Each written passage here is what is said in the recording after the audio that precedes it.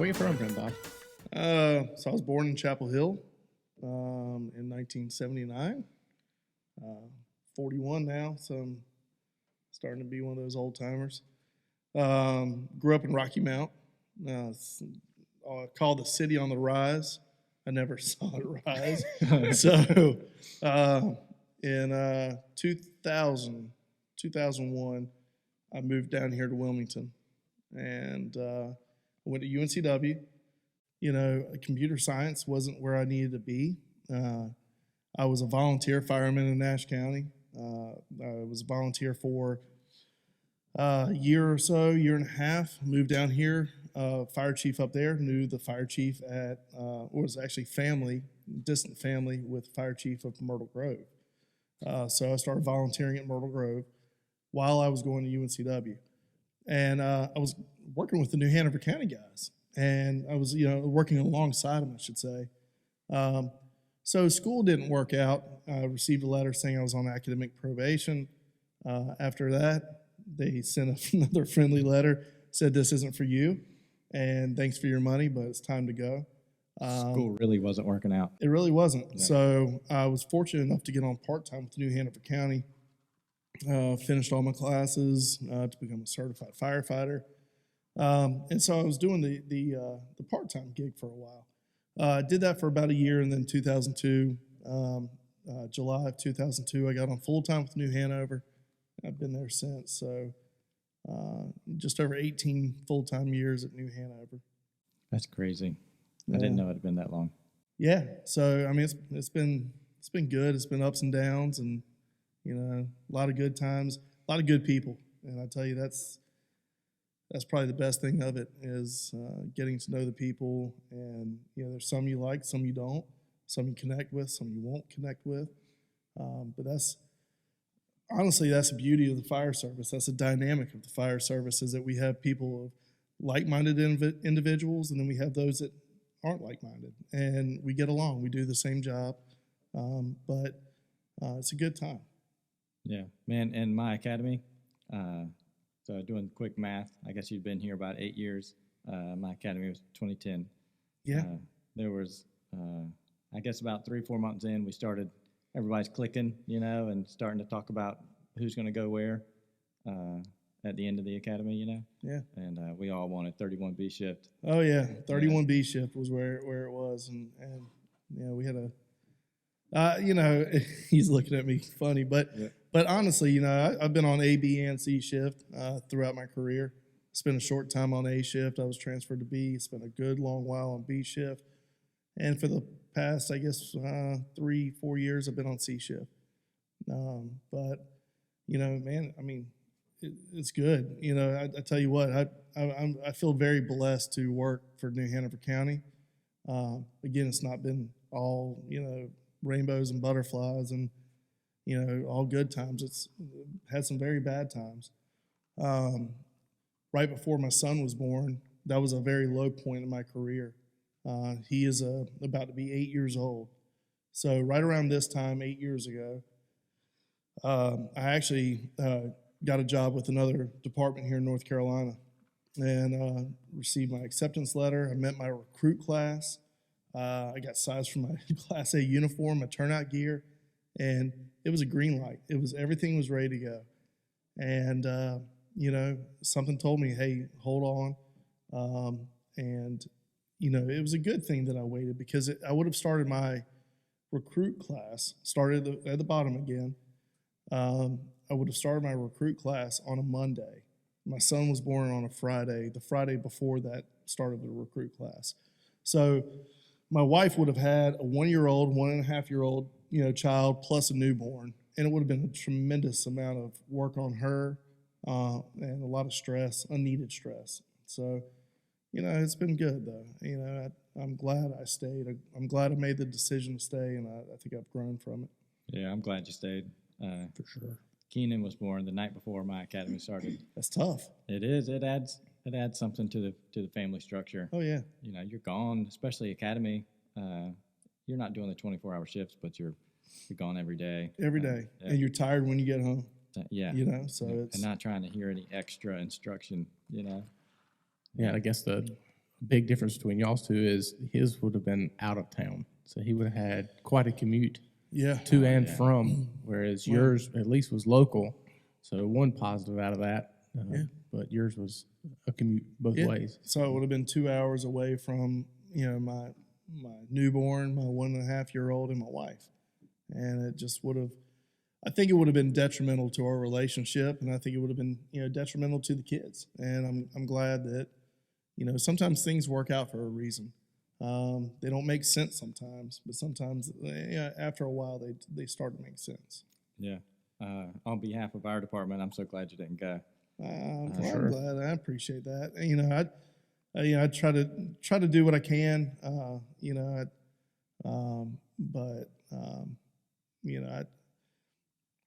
I feel that and I'm flattered by that for sure. But I also feel like, when I am gone, I will be gone sometime.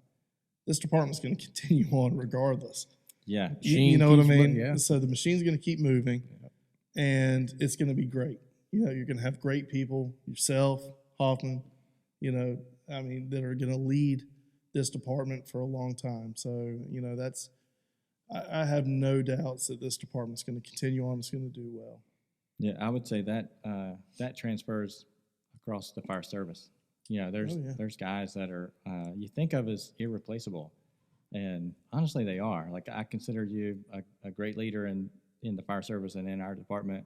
But like you said, you're going to be gone, and that kind of leads into part of why we're here. Yeah, is to try to pull some of that.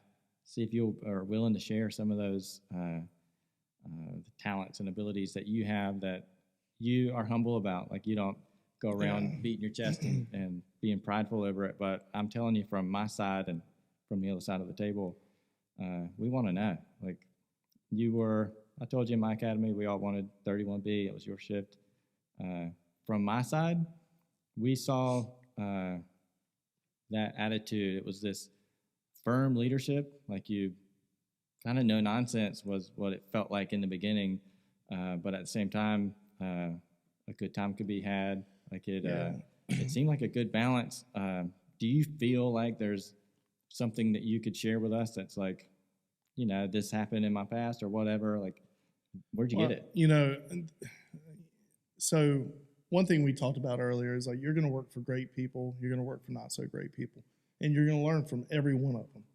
You're going to learn, traits that you don't want and traits that you do want as you move up through the service. With that said, I think there's an absolute fine line that every officer has to follow. I was told early on, well, we're not here to make friends. We're not here to make friends. Well, that's incorrect. I think that's absolutely incorrect. I want to make friends. That's the beauty of the brotherhood of the fire service. So I want to be your friend, but you also have to know that when it's time, when that bell goes off, it's time to do business. And we're not necessarily going to be friends. Of course we're friends, but it's time for me to be a leader. So, throughout the years, I've had to learn that because it hasn't come naturally. I tried to joke around a lot all the time, and then sometimes people don't take you seriously. So and then if you're too stern, you're just gonna be the ass that nobody wants to work with. Yeah. So throughout the years, I've tried to tailor my position in the fire service as one is I'm gonna be your friend all day long, but don't expect me not to go to your ass when I need to. And when I say that, it's not that you're in trouble. It's just because I'm very direct with my orders. Especially on a fire scene. It's no nonsense. And both of you guys are identical to that. That you get on scene and, you move in an expeditious fashion on scene. When I see laziness on scene, you're going to hear from me. If you're walking around or if you're just standing in the yard breathers, we like to call them, right? Right. So if you're sitting around not doing anything, there's plenty to be done. So I try to maintain that friendly demeanor with people. However, when it's time to go to work, it's time to go to work. It's as simple as that. We don't have to, we can be friends when we get back to the firehouse. We can cut up at the firehouse kitchen table. That's what we do, right? That's where, rank really doesn't have a place, is at the firehouse kitchen table, and it's fair game for everybody to sit there and, rattle everybody's cage. Yeah. But, on a fire scene, that's it. And it's not just a fire scene. It's, medicals. It's on, wrecks, extrications, technical rescues, whatever it may be. It's time to go to work, because ultimately, this is the citizen that is depending on us, being 100%. If we're not, and we're cutting up and excuse the language, but assing off on a scene, I don't have time for that. And I know you guys are just like that. So, again, I think it's a fine line that you have to follow. I remember a time where I did have an engineer that is a good friend of mine, and I asked him to do something. It was non-emergent. It was in the bay, and he was like, "Nah, it doesn't need to happen." And, I didn't yell. I just stopped and looked at him, and I just said, "Don't ever do that again." And it was that moment right there. He was like, "Okay." It clicked to him, like, we're not buddy all the time. If I ask you to do something, I ask you nicely. It's just like with my kids. I'm going to ask you nicely the first time. And if you don't listen, I'm going to elevate my voice till you understand me. So, it's the way it has to be, I believe. I think that those that can't, make time to be friends, I feel sorry for them. I do, because, we should be friends in this game. Our lives depend on it. Yeah, my wife and absolutely. kids depend on you guys to watch my back, and just like your kids, depend on me. And if I'm not doing my job, I'm failing not just you, I'm failing your families. Yeah. How long do you think it took to find that balance, like after your officer position? Oh man, I tell you, I'll be honest with you. When I became a lieutenant, it went to my head. And I still remember my first call as a lieutenant, my very first call. And I mean, you could have had the biggest swollen chest out there. That was me. And I was walking around with my fancy red helmet, and I'm an officer now. So, and I still remember I spoke pretty ugly at a citizen that wasn't listening to me. But it was almost like beating my chest, like, you have to listen to me because I am a lieutenant. You have to listen to me. So when I got done with that call, and it was on Piner Road down in 18's district, still remember it. And I was like, man, I was pretty damn rude to that person. Yeah, he doesn't know anything, And so it's things like that it started molding how I was acting, not just to the citizens, but I try to be a naturally nice person, but there's times that I fail. I fail all the time. I fail as a leader all the time. I fail as a father. I fail as a husband, and it happens, and it's heart-wrenching. But I don't know an exact moment when that happened, but I don't like the feeling of hurting people's feelings too much. I know that sounds kind of silly, but as I did that first call, I was like, man, I shouldn't have acted that way, And so these guys seeing me, how I acted, I'm not an effective leader. I'm a guy that's like pumping my chest, saying, you got to respect me because I have a red helmet. That means nothing in this game, nothing. Yeah. So. I don't know an exact time, but and I've been an officer now for so I made lieutenant 6 years in. Is that too early? Probably, but I say probably. But I was also on the busiest engine company in this department, and if nothing molds you, that will, Sure. and especially down in 18's district. It's a very dynamic district, so. You're seeing a lot of bad things happen a lot of times, and it happens over and over and over. So your exposure to those things start to mold you, and both positively and negatively. That does mold you in a bad way also. But I believe that, it took me some time but I don't think it was too far into me being a lieutenant to figure out like, hey, there is a line. I gotta work this out. Yeah. And there was times I was too buddy with people, and we didn't get anything done. I mean, not all of our job is running calls, right? It's that non-emergent setting. It's at the firehouse. So you got, pre-plans backed up. My reports were backed up, I mean, that's a failure as an officer, And so, that all that stuff, it took a little time, but, I got it down. Is there a while you were going through this kind of figuring out phase, is there a person that you looked up to or anything, or were you reading books? Were you doing anything to kind of set you on that path or seeking help in that way, or is there just a different officer within the department that you were looking up to or kind of modeling yourself after? Yeah, so Blake Turner, I think we can all agree he was a great leader, still is. He's off the truck now in training. Blake was,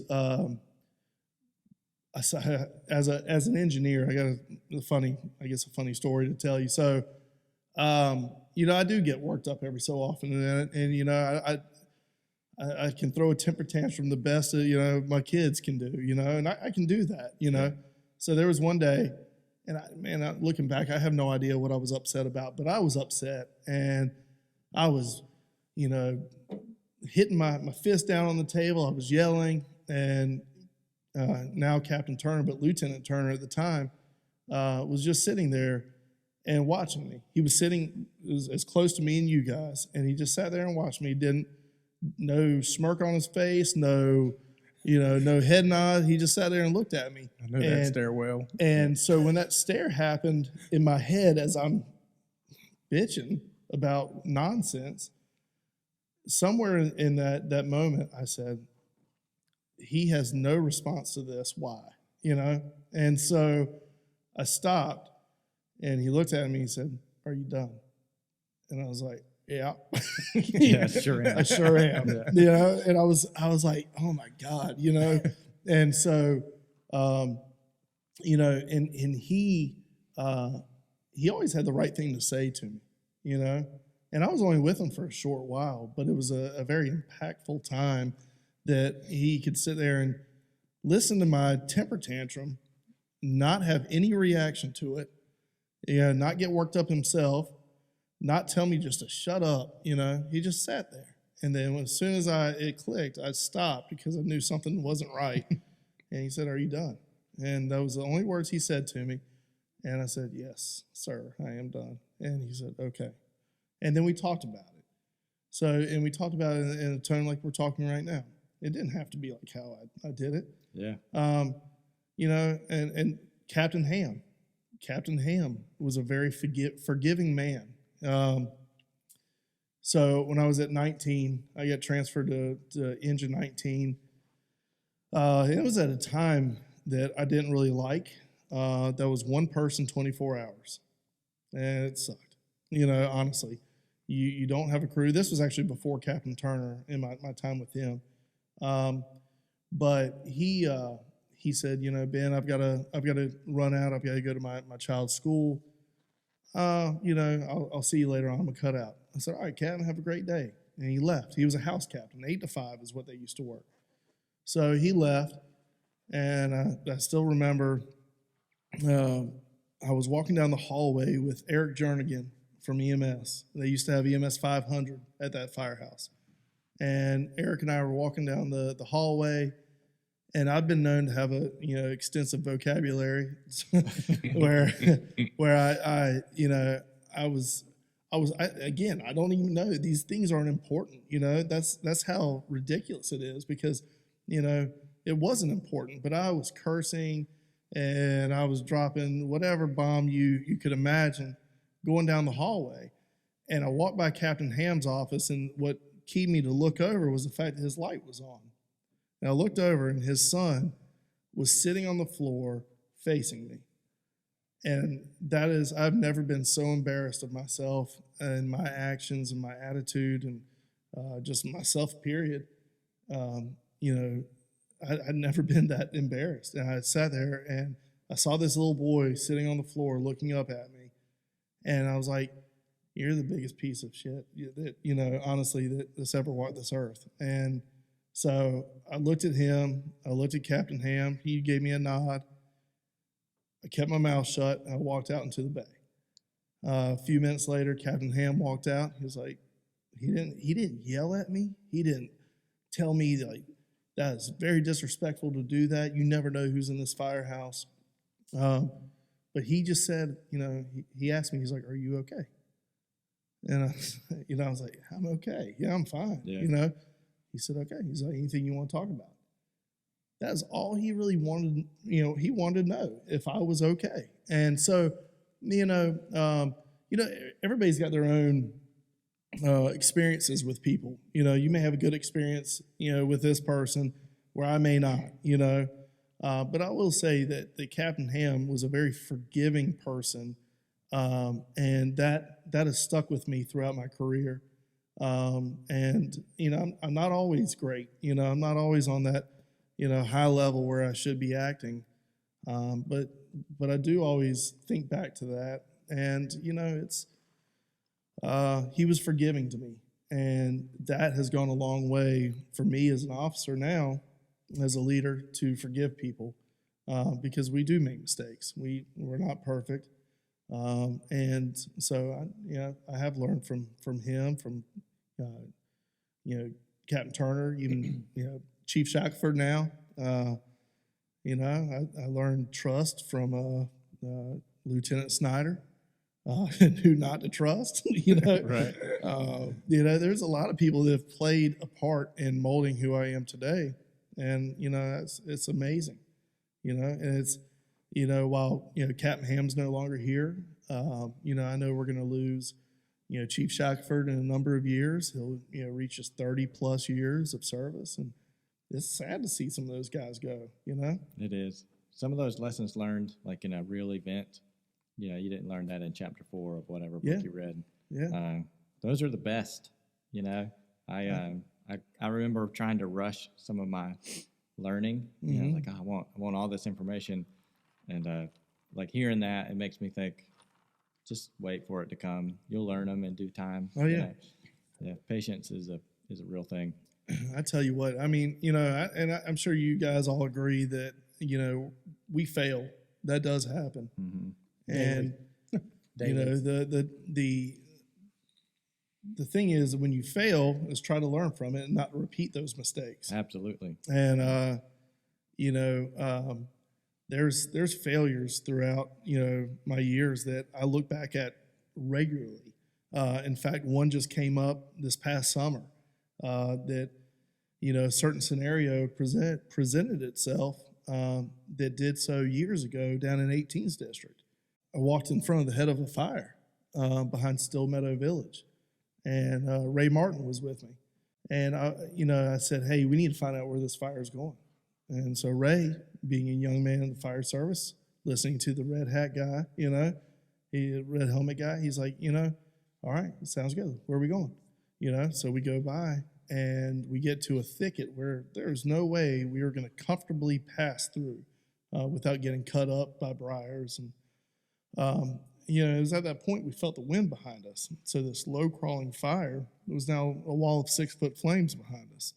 So we had to run through this fire, and it was, I still remember Ray's face, his look of disappointment. Like, we're really in this position. Yeah, thanks, boss. Yeah, great.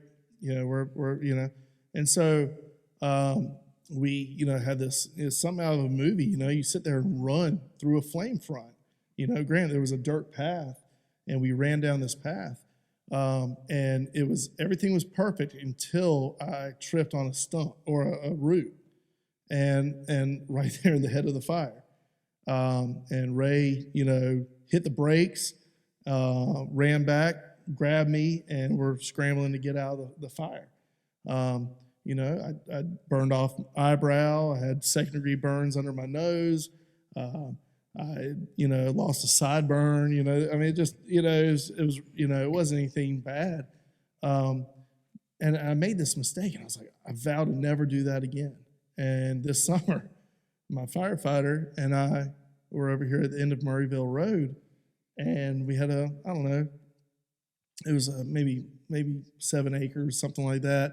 It was crowning treetop. We go down this dirt path, and we got an order to come back, and the fire was right in that area. And he said, he knows the story because I tell this story all the time because it's a failure of mine as an officer that I tried to never, ever repeat. So he even said, are we doing this? He was questioning it. I was like, yeah, we're doing it. So, and it worked out in our favor. But those things you're going to have in your career that you're going to make these mistakes and you're going to try to not repeat them, So it's, and that builds you.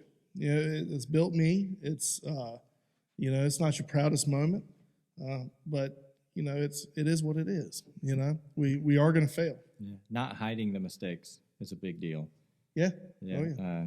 Ethan was always big on that. Like after a run, we'd come back, and the first thing we discuss is things that we thought we could have improved on or did wrong. Oh, yeah. Yeah. If you start there, then it feels more correct. If you just start talking about all the cool shit you did, sure. then, yeah, you're not going to get to the mistake you made. Yeah, we've had good days, right? Yeah. We've had great days, Yeah. but we've had bad days. And we've had fires that you're like, why did we do that? Because, we just burnt the roof off this place for no reason. We could have done this differently.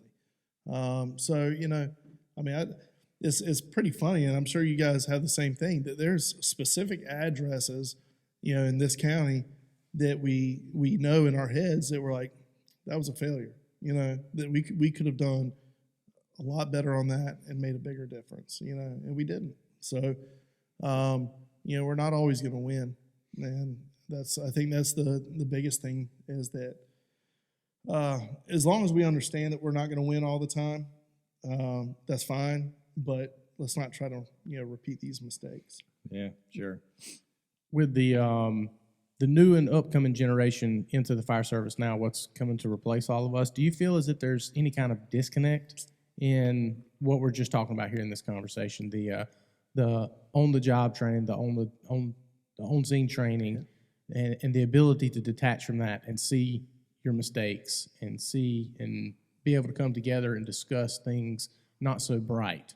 Do you think there's a disconnect with that? And if you do think there is a disconnect, which I believe you will, so if you do believe there's a disconnect, is that more of a failure on folks like us, the seasoned personnel? Are we not putting enough effort into kind of mentoring them into this understanding, or is it something different?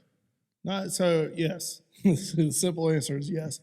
I think it's funny, because I think if you ask some of these old school guys, and I don't consider myself an old school guy, maybe You should. Well, but even older, I know I'm old, but if you talk to your Shacks or your even Snyder that was here as before me, and if you talk to them, they may, I don't know, maybe they see that it's identical. Maybe when I came in 01 as a part-timer and 02 as a full-time guy, maybe they looked at me as like, man, these kids they suck, I don't go in saying that from day one. You can tell a lot about a person probably in the first 5 minutes of talking to them. Absolutely. And whether or not they are, they have the work ethic. I could teach you to fight fire all day long, but it's the work ethic. So who's to blame? Yes, I think us as officers, we are to blame because if our guys are not trained up, if we're not going, to these, multi-family dwellings and going over tactics about how to put out a fire on a third story, if we're not going over those things, if we're not talking about commercial occupancies, if we're not talking about this or drilling, with this, then yes, we are failing them, absolutely. But I also think that this failure a lot of times starts before we even get them. So, with this, getting, smarter and smarter, and I'm sure you guys have watched the social dilemma. Oh yeah. Yes. Yeah, it scares the hell out of me. Honestly, and it scares me as a parent. But everybody's attached to these things. We're never far from them, right? I mean, we got them Mine's either in on my pocket. it's in your pocket, it's on the table. It's not far because we get our emails, we get phone calls, we get text messages, we get notifications that somebody liked our pictures and all this. So we're so dependent on these things. How crazy is it that they're putting USB ports in the back of fire engines now? As we came up, we didn't even have heat or AC in the back of fire engines, Yeah. or a roof. First one I rode on didn't even have back doors. Yeah, I had a bar, Yeah, and Jeremy knows. We had a bar, that held us in, no roof. And so now we got USB ports so you can keep your iPhone charged or whatever you have, But we're so dependent, and the children are even more dependent now on this because all their schoolwork's on it right now during COVID. They got to be on laptops, iPads, whatever. But this problem starts well before we get them. And so once we get them, we have to, we have to be able to say, hey, put that down, and we got to go out and do something. So I do put not only the blame on this, but I put it on ourselves. We've got to be better than what we are, especially, with the new crowd coming in, because again, they're so dependent on technology, and their work ethic, may not be there. I also see a difference in locations of where we get people from. I've got a young man on my crew right now. He's from your area. He is not very dependent on a cell phone, and this guy is just a wealth of knowledge. This guy teaches me so much about electrical work. He teaches me about hubs on wheels. I mean, just you name it. He talked to me the other day about the Swift water trailers and replacing hubs, and I was like, what? Right. No, I got a guy for that. But again, he's a young man that does not fit that mold. He doesn't need to be on his phone, and he just as soon will work all day long, and I get 100% out of him every single day. So I'm blessed, with my crew. Not every crew's like that. You may have guys that are just, I'm going to come in, I'm going to get paid for 24 hours, maybe run a couple calls. Otherwise, I'm going to be just chilling on my phone or watching the TV in the recliner. It just doesn't work like that. It shouldn't work like that. We need to be, doing better for our people. And we are failing them. How do you feel that it affects when we're supposed to not, with this generation, they're saying we're not supposed to single out? So with how are you navigating the training as far as trying to get somebody to be better, try to get them to conform to what the firehouse standard should be, but to not single them out, because that's kind of the mandates that are coming out now. They feel that doing extensive training just to get them up to speed is singling out in us of quote unquote hazing or initiation, right? So how do you navigate that? So, I think there's that fine line, right? But anybody that knows me knows I will single you out. And maybe that's a failure. Maybe it is, especially, if we're training officers or we're training, leaders of governments to not single people out. Maybe that is a failure. But I will single somebody out. If I see a failure, I'm going to address it. And if that hurts your feelings, I'm not sorry. I'm absolutely not sorry. Because when it comes down to it, this is a life or death job. This is not, we can sit here and say this isn't Detroit or FDNY. That's fine. But, when I went to San Francisco once, I was sitting there at the dinner table at Station 5 in San Francisco, and a division chief, I was like, man, it must be amazing to be a division chief here. And I still remember he said, well, let me ask you a question. He said, do you have fires in New Hanover County? I said, well, yeah, of course, yeah. And he was like, okay. He's like, are they hot? I'm like, where are you going with this, man? Yeah, of course. Yeah, they're hot, And he was like, can you die? I'm like, well, yeah, you can die. He was like, it doesn't matter where you're from. Yeah, it may matter with the instances of fires, maybe more in more urbanized areas. I get it, but that's even more the reason for us to single people out, because we don't have fires every single day. We've got to be sitting here and, pointing the finger at people and saying, you're not good enough. There's things about me I'm not good enough. I get it. I know it. I'm accountable. I know that. And I think that word in itself is something that we need more of, is accountability. If you're not doing the job up to par, one, you need to know it before I say something. If you don't know it, you're absolutely oblivious, and your head's not in the game. But I will tell you 100% that yes, you are failing, and we're going to work on it. And I will definitely do everything in my ability to change that. And if it doesn't work, then we got to address it other means. I'm not out here to sit here and write people up or push a pencil on a piece of paper. I don't want that, because it doesn't just look bad on you; it looks bad on us as a company, right, or as a department. So, we've got to do a better job altogether. And this may not be what people want. I get it. They may not want you to single out, and I think there is a fine line between hazing somebody, treating them absolutely poorly, than treating them with tradition. Treating them with, I respect people. I respect their families. So if I'm not going to sit here and tell you that you're doing something wrong, then, I'm failing them. Absolutely. Every one of us are. We've got to single people out. And it may not be in line with what people want, but it's not me. You know what I think the difference is in that singling somebody out is your motive. So Sure. if you're singling them out and you're just giving bad attitude and doing the whole I've got the red helmet thing, and and not explaining, like, hey, your job has purpose. Like, we need you to be good at your job so that we can all be good at our jobs. Yeah. A little bit of knowledge shared with the why you're getting singled out for this, I think changes it from hazing to that it's just, hey, we got to learn. We all have to be That's good. right. That's right. I think that's where a lot of the disconnect I've seen, where people have called it singling out. There wasn't a lot of explanation of why it's important. Yeah. But I knew you would have a good answer for it. That's why I wanted you to say it. And I'll say that there's not a mold that fits every department in local government. You may have this mold that says, hey, you shouldn't single people out. You've got to train this particular way. You don't want people to feel uncomfortable. Well, that may work in the tax department or planning, health department, whatever department it is. But our job is an uncomfortable job.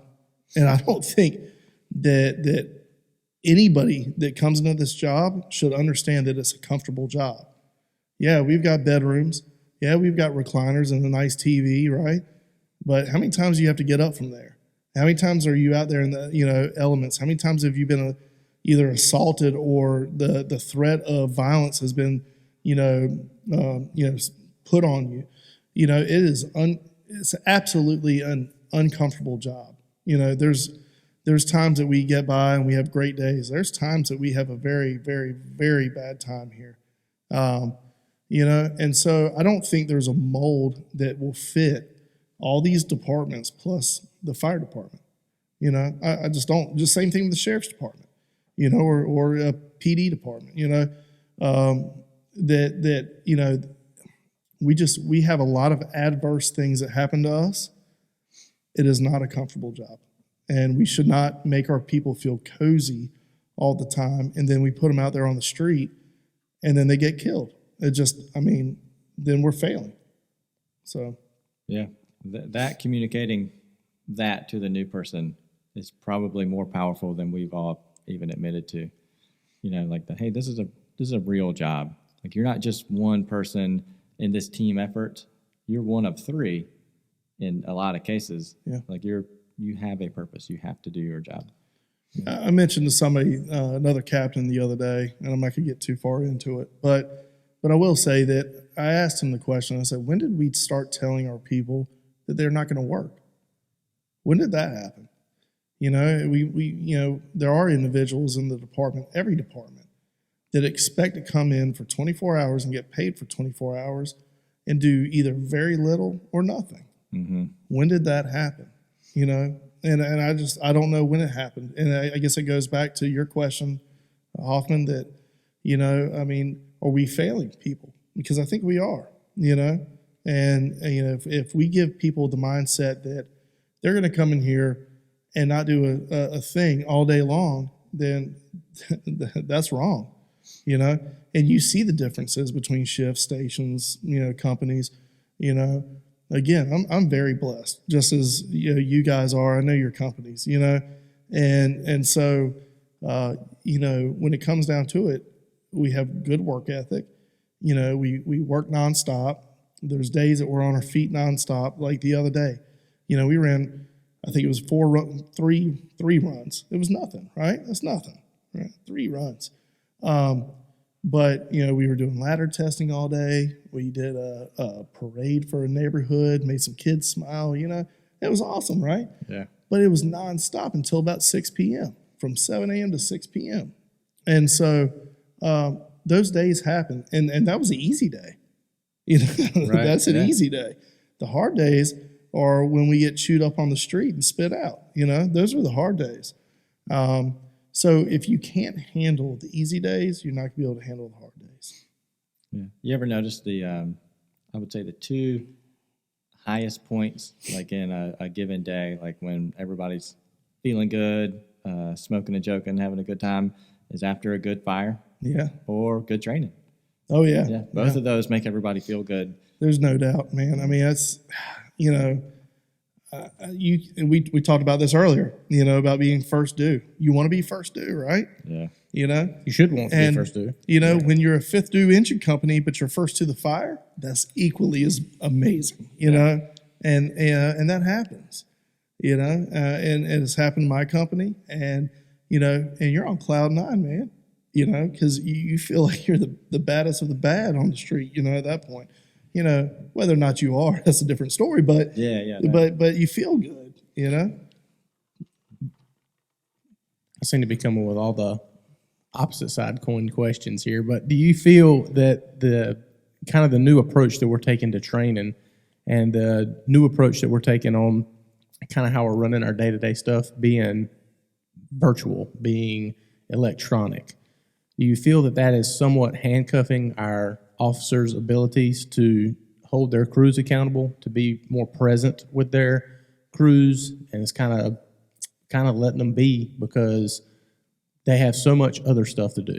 Yeah, not just with our department, but it's obviously growing throughout all of our industry, with everything being so electronic and stuff like that. Do you think it's a stigma and a plague that's gonna kind of actually become a pandemic? It could, and I don't know if I'm gonna use the word handcuff, but I'm gonna use the word as a crutch. Okay, because that might work better. I think that ultimately you as an officer have to decide whether or not the MTOs that are virtual. Now, granted, there's MTOs that are not, but are you doing them? These monthly training objectives, they come out and they're there. And actually, I appreciate the guide. And yes, there are some things that you will learn from going online, reading, right? And you go through, certain things and you learn lessons learned from other departments, case studying. By all means, we should be sitting there, clicking that link and watching the videos. But if we use that as a crutch and we don't get out there, in the street or at the training center and pull some lines, throw some ladders, when we use these MTOs as a crutch, we're failing. Now, I will say, there is an increased workload on the captains. My position is a Zone 2. I get emails throughout the day. Jeremy, you know what I'm talking about. I get emails throughout the day about fix this, fix that. Hey, can you add this many hours on this day? And it sounds minuscule. It sounds like it's nothing. But if I am about to go do something, all right, guys, wait a minute. I got to go address something real quick. Or I've got my battalion chief calling me, hey, this person just checked sick and needs you to find coverage. That's my job, and I get it. So it takes me away sometimes from my crew. Anybody that knows me knows I don't like to be on a computer. I don't like to be, in my office at work. I like to be out. I like to, watch the rig, go over the tools with the guys. I like to, go out and train. I like to run the runs. I'm one of those guys that still gets joy out of being out on the street. In your flow, like you're running your crew and you talked about making some mistakes and doing some things right. What's your how do you know if you're off or if you're on or if things are going good? What's your indicator for that? Like, what's your self-reflection? Like, I probably need to tighten up, or I need to pay some attention. Like, what lets you know? A couple things. I mean, one, if I'm behind on things, obviously that's an indicator. Yeah, I need to step it up. If I'm behind on reports, if I'm behind on hydrants or pre-plans, or, we have these quality control, or not quality control, but the compliance reports come out every month, and I look at it, and I can't blame my guys for our company's failure. I blame myself, right? Right. So that's a good thing for me. I sit there and say, okay, well, our training hours are low for this month. Well, we got to step it up, guys, and that's on me. The pre-plans, the hydrants, the response times, the out the door response times. If we're slow, I don't care if it's I'm not the slowest member on the company. In the end, I am, because if my guys aren't doing their job properly, then I've got to increase something. So for me, those compliance reports are actually a pretty good indicator for myself. But and I'm sure we can get into, the mental health of people and everything else. But, that all plays a factor. And sometimes we break, ultimately, we get stressed out. I'm sure everybody can understand that, there's times that we break as individuals. We don't do something right. So, I think that's something good to look at. And if you see your stress level going up, your attitude, your emotions changing, that's a pretty good indicator that something's going on. Your patience. Patience, absolutely. Oh, man. When things start pissing me off a little too quick, I'm like, shit, something's up. Right. Yeah. And, I will say, I think it's extremely unfortunate. Again, another failure of mine is that sometimes I can't disconnect the fire department from my home life. I don't go home, and beat the dog or anything like that. but seriously, my if I'm irritated at work or something like that, I will bring it home. And it's unfortunate because my kids see that side of it. So little things. Well, I hear, laughter and all this and giggling. That's a happy time, right? Mm-hmm. I think we all agree that laughter is a happy time. And I'm over there like, hey, that's enough, and I'm like, stop, you've got to do this. And sometimes I'll walk away and I'm like, geez, like, what is wrong with you, man? All they were doing was laughing. Right. That's it. Yeah. So, patience is that's a key indicator. One of the things that Steve asked me was, in my interview, was if I planned on moving. If moving closer to Wilmington or just moving in general, if that was ever in my future. And I told him no. And there's a big reason for that. And it took quite a long time in my career to figure this out, or what benefit it provided for me. But that commute, that 1 hour that I get to leave my job before I have to change hats, what role that has played in my ability to maintain patience and quit being Hoffman the fireman and become Hoffman the husband, Hoffman the daddy. Like I said, it took a little while for me to realize and maybe to even start taking advantage of that. But that time to debrief and that kind of time to come back down and put on the appropriate hat for what I needed to be, that plays all kinds of things in my world. I mean, that's a huge part of it. And listening to you talk about taking work home and whatnot, I think that debriefing portion is a big part. Having a good way to get rid of, to kind of get rid of that stress and get rid of all that mess going on in your brain before you have to change hats. Is there anything you do for that, or anything you? I drink. No. Yeah. I mean, but breakfast drinker.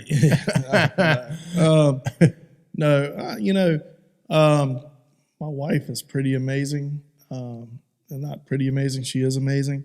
She knows. I don't have to tell her anything, and I do. I'm sure you guys are the same. We don't necessarily bring stuff home, whether it's stress from just timelines or whatever else we have going on at the firehouse, or if it's these just tragic calls that we run. I try not to bring it home, because there's no need to strip innocence away from people. When you do that, to me, that's heartbreaking. If we could all be kids again and think this world's an amazing place, Right. how great would it be? But when I get home, obviously we all have a look, right? And you have a happy face, sad face, whatever. Tired face. And they get it, but with that said, my wife works. So if that tired face is on, okay, you can get a nap later. But we have to get the kids to school. We have to do this. We have responsibilities. So we do that, but there's times that you bring home, grief and everything else like wrapped up in your body. And my wife's really good at seeing that and knowing something's not right, And so sometimes she'll say, "Hey, come on, kids, come over, help me with this." She knows I need a minute, and I'm not immune from, I've been a fireman now, including my time, as a volunteer starting out, over 20 years now, 21 years. And so, throughout that time, we can pretty much all agree that we have some traumatic things in our brains, and we've seen some things that will stay with us for the rest of our lives. And I don't know if we're, getting off topic now, but I will say that I think that, where you are in your life dictates how you behave, right? So as a young fireman and seeing certain things, seeing, tragic events with, fatal events, I was like, wow, that happened, geez. Yeah. And now as a 41-year-old husband, father of 3, and after seeing this stuff, your mind gets tired. And so you react a lot differently now. And so now you go to a cardiac arrest and, now you see the wife upset, where years ago it didn't faze me. I just, sorry for your loss. And we went to the next run, right? And now it does. Now it's tough, I mean, and now I'm getting, we're getting up in age where, we're not too far from ringing that bell, right. and it's, I just, I'll say that, it just, where you are in your life definitely dictates how you react to things. Same thing with the non-emergent setting, where everything's fun and games in the firehouse, right? As a young man, young woman, everything's fun, right? Well, then as an officer, you're under scrutiny, you're under timelines, you're under, deadlines. That's stressful, and it affects you differently. At home, kind of rolling back to your point here, at home, I spend a lot of time with my kids. I try to, this job, and I have multiple jobs. So I've got the job of the fire department. I've got the job of Delta Airlines, slinging bags on planes. I still do that. I've done that for about 4 years now. 4th District Vice President for the Professional Firefighters and Paramedics of North Carolina, President of the New Hanover County Professional Firefighters Association. So all those, but then my very important job of being a father and a husband is still there. So I've got all this stuff, and trying to balance that it's a tough job, man. It's an absolute tough job. And it's, I want to make my family proud. I want to make my kids proud, but I'm not going to make them proud if I'm not there. And it also helps having a wife that's absolutely, forgiving for this job. It takes a very forgiving person for this job. No doubt. And I'll use that word because, she has to forgive, because this job takes a lot away from the family. Time, Everything. You name it. It takes you away from your family. Sure. Even when you're there, sometimes you're not. Sure. So I'll say from like my side, and I'm sure a bunch of people listening, we look to the senior officers and senior firemen to see how they deal with stuff, how they deal with home life, and So when you're going through just your daily deal, also know that a bunch of dudes like me are kind of paying attention, like to see. Don't pay too close. Yeah, but right or wrong, we are. You know what I mean? Oh, yeah, you are. So Yeah. it's like I don't say that to put more pressure on it, but to say that it's okay to learn from these senior firemen and senior officers. Yeah, Like, that's the way it should be. Yeah, because you've learned a lot more lessons than I have. Yeah. I'm actually older than you, but not in the fire service. Right. Yeah. So you're like this wealth of knowledge, and it's important to see like how you process things, because sometimes I'll have one of those days, and it's like, what am I doing? Yeah. And Oh, yeah. So if I have somebody like, Bobzien would do this, Yeah, it's I try to I don't know. I feel like even at the firehouse, I try to set a good tone, but sometimes I don't. Yeah. And I know I don't, and I find that how I react on scenes, what's stressful to you, it may not be stressful to me. But what is stressful to me may not be stressful to you. And it's, again, it all comes back to where you are in life, right? When I go on scene of a fire, I'm not stressed out. Yeah. Was there a time as a young man, early on in this career that I was stressed out? Oh yeah. Fire. And I was, early on in my career, and my pitch is elevated, I'm sitting there, I'm on scene, and I'm excited. And, it took me a long time to calm down and learning from others of how to react. So that does not stress me out. What does stress me out is the fact that I've got, people under me that depend on me, and I've got to get them home to their wives, moms, daughters, whoever they go home to. We as officers have to make sure they do that, and if we don't, that's ultimate failure, right? Absolutely. And so that to me is stressful. Stressful there, and then what else is stressful is that buildup of emotion throughout the career. You're going to have the hard asses in this job that are, that nothing phases them, right? Nothing phases them. And you look at them, you're like, how do you do that? Yeah, like an oak. Oh my God, and I think it's, if that's how you do it, great, but as I get older and how I relate what I see on the street to my own family, that will break you. It breaks me, I should say. Yeah, I get it. And so, that's what stresses me out. That stresses me out because, we've lost firefighters to suicide. I'm not sitting here saying that, anything like that, but what I am saying is that these were the happiest people we've seen in a firehouse. Wrightsville Beach just lost one a few weeks ago. I didn't know him. I wish I did from what I heard. But again, a very positive person.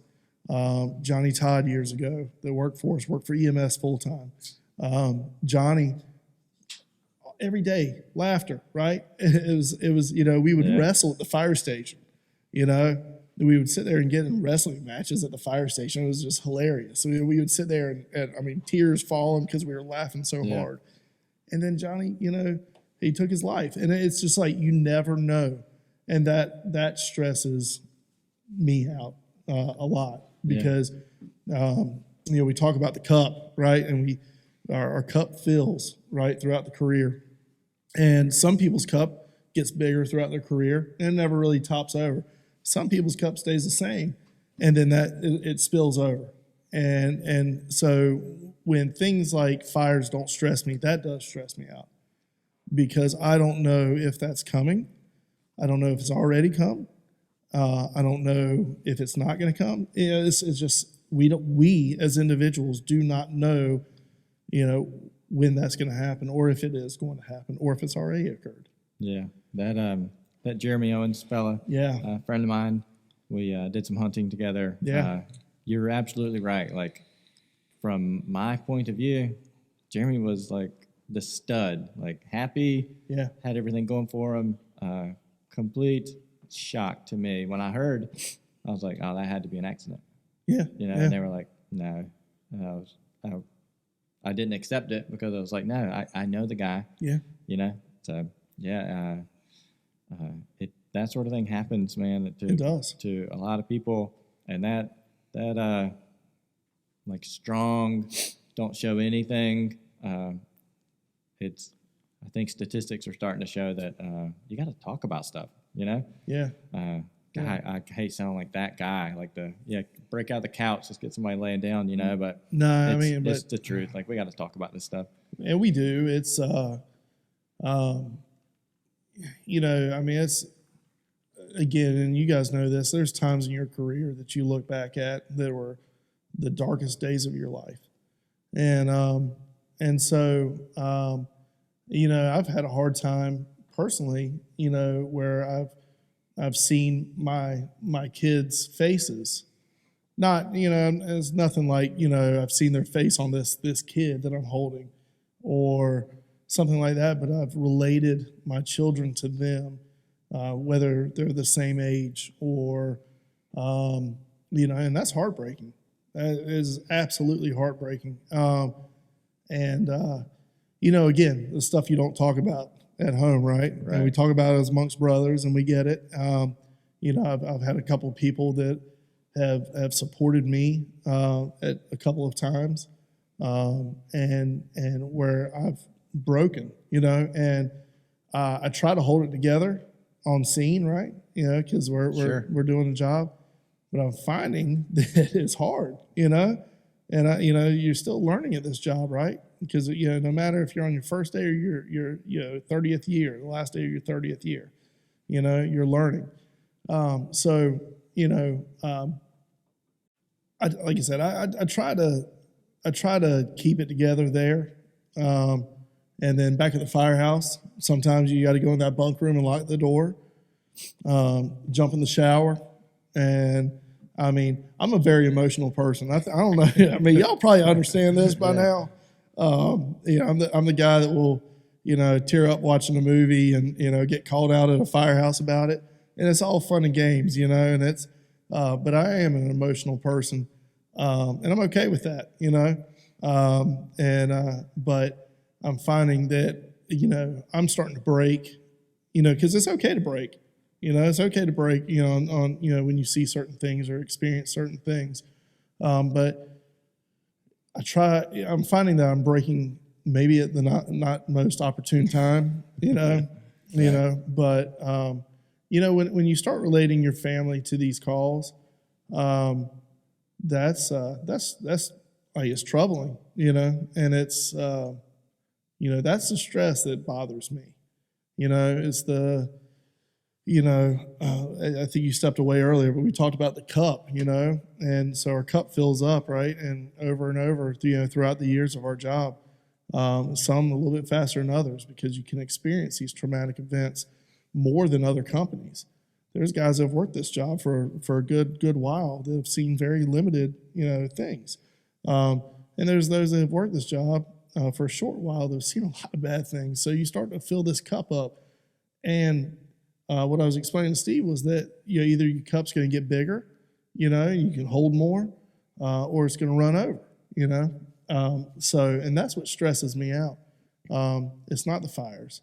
It's not, you know, it's not getting on extrications, trying to figure out how to cut somebody out of a vehicle. It's very, you know, it could be very technical, you know. That doesn't stress me out. That exercises your brain, right? When we get on fires and you say, okay, this is what we got. This is what we need to do. Test your training. Yeah, make a plan of action, you execute. That doesn't stress me. And maybe it should. I don't know. Maybe I'm just dumb, you know. But it's the unknown that is what that really stresses me out. And you know, and I don't ever want to bring that home to my kids. And that scares me. You know, I have a thing that I'm doing at work now. I'm going to submit it to you. Yeah. The Captain Bobzien. On these the tougher calls, I look at my crew, and if the age of the child involved, or if if there's a person that's similar to one of my guys' family members, Yeah. like this close, like if there's an easy comparison, Yeah. then I just switch responsibilities, you know? Yeah. And I started out just doing it for them. But then at the request of Trevor, I put myself in that loop. Sure. So if there's a Keenan aged Yeah. boy, then I switch myself out and I put it in. And it seems to be a pretty decent management. What do you those mean you stressors. switch yourself out? So if one of us is doing patient care or Okay. we're approaching the scene, then if it's a 10-year-old boy, then somebody else is going to get this one. You know Yeah, what I mean? I got you. And I try to passively manage Yeah. that way. And I think that's it's a solid idea. It's as long as obviously not all hands on deck type of scene. Correct. Yeah. But it's interesting, and what you're saying is kind of relates back to years ago at 18. We've got to be, as officers, we've got to be open, our eyes open, our ears open, and connected. Again, that friend thing, right? If you're not friends with somebody and you don't know about their family, you don't know how many kids they have or what ages they are or the age range at least, then you're failing because you've got to know these things. And there was years ago, I didn't have any kids, but my driver did. And it was a bad wreck on River Road, and 2 kids lost their lives, and I was like, man, this was terrible. Again, that's terrible, terrible, terrible. And we were all kind of down about it, but not broken. Well, at least what I thought. So when it came down to, at the times we before peer support, we had CSID. We still do have CSID, and it's a great thing. But as we started talking about it, this person broke down, and I was absolutely oblivious to his personal situation of his own children. And again, failure, right? And I was like, oh my God, I didn't even think about his own kids, Right. And how this relates back to his own family. And so that hurt me. It hurt me not as a captain or a lieutenant, but it hurt me as an individual that I didn't get it, And what's interesting is that person had more time in than me. And so now, as you progress throughout the years, things affect you differently, in my opinion. But that's something we have to look out for one another, is making sure that that we know those things. And I think you're spot on with that. If we can pull that person back, hey, take a step back, let us handle, then great. Obviously, if it's all hands on deck, then we need to be keyed in on that individual, making sure they're okay. We had the wreck on I-140 last year, and terrible wreck, and the car flipped over upside down in a creek. Mom got out, kids didn't. So we tried to get the door pried open, ended up, going down underwater and going in through the window, and we pulled both children out. When I held the boy, he was the same age as Braxton, my son. Shit. And, I still remember that pause in my head as I brought him out of the car and I was holding him. And as I transferred him over, the first thing I did was I ran to that ambulance and started working on him, with just amazing care of the paramedics. We had multiple ambulances there. We had an ambulance for each child, and we did everything in our power. I mean, you couldn't have fit another fireman in each ambulance because we had packed them. Everybody was working. And tragically, that was the end of their short lives. And so, stuff like that, that's, to me, and I don't know if you guys are like this, and maybe I'm sharing more than what I need to, but I think about it all the time. Every time we go over, on North College Road over the I-140 overpass, I always look down at that creek. Yep. And just the other day, I looked down at it, and there was barely any water in it. And I was like, why? Why did it have to be swollen? You know, Right. why, you know, they could have had some bumps and bruises, not the ultimate, outcome. So, stuff like that, that scares the hell out of me. And I don't know, honestly, how much more of that can somebody take? I don't know. Yeah. What do you think about? I've got 3 years in the company officer position. Yeah. And I'm still trying to figure out that balance of after one of those runs, and I'm going to call and just check on the boys after, like the next day or whatever. You ever worry about like what's too much? Like you don't want to make it like too much. I don't know how else to describe it. You don't want to make it a big deal if it's not a big deal. Yeah. Yeah. I've worked with people that, again, unfazed, right? Yeah. And it's like, you okay? Yeah. Why? It's like they're looking at you like, what's your problem? Yeah. And so I think there is a fine line, but I also think you can, again, with where they are in their lives, that doesn't mean that's not the the end all be all there. I mean, that's they could still be affected, completely in a negative way without having any kids or without being married or whatever it is.